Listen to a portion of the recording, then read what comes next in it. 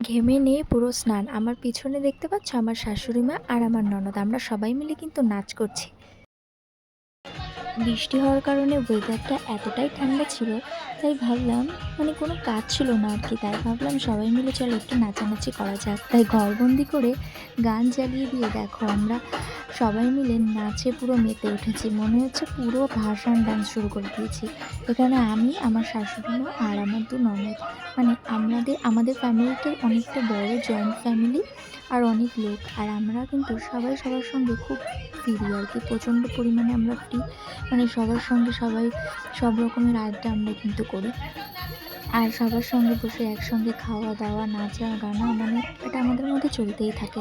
জানি না আর কার ফ্যামিলিতে এরকম ফ্রিডম পাও, কিন্তু আমি আমার ফ্যামিলিতে কিন্তু এই জিনিসটা প্রচণ্ড পরিমাণে পাই।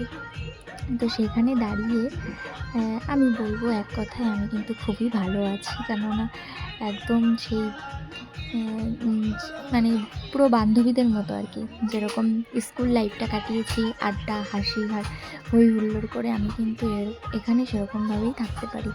এখানে কোনো রকম কোনো কিছু নেই সেরকম, এটা করো না, ওটা করো না। এই বাধা বিপত্তিগুলো কিন্তু আমার সঙ্গে এখনো অবধি হয়নি। তো দেখো আমরা এখানে কতটা পরিমাণ নাচ করতে করতে আর কি কী বলবো, ক্লান্ত হয়ে যাচ্ছি, তবুও ভাবছি নাচ করা ছাড়লে হবে না, নাচটা কন্টিনিউ চলতে হবে।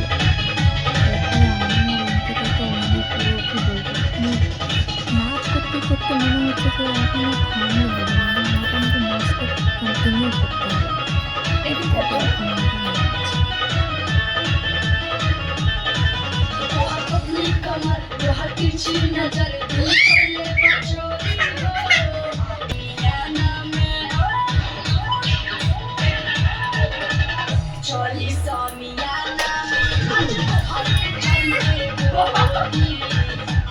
বাইরে এসে পিদিকে বললাম, কি রে নাচ করবি না? ও বললো কি না না, তারপর দেখো ঠিক চলে গেছে নাচ করতে।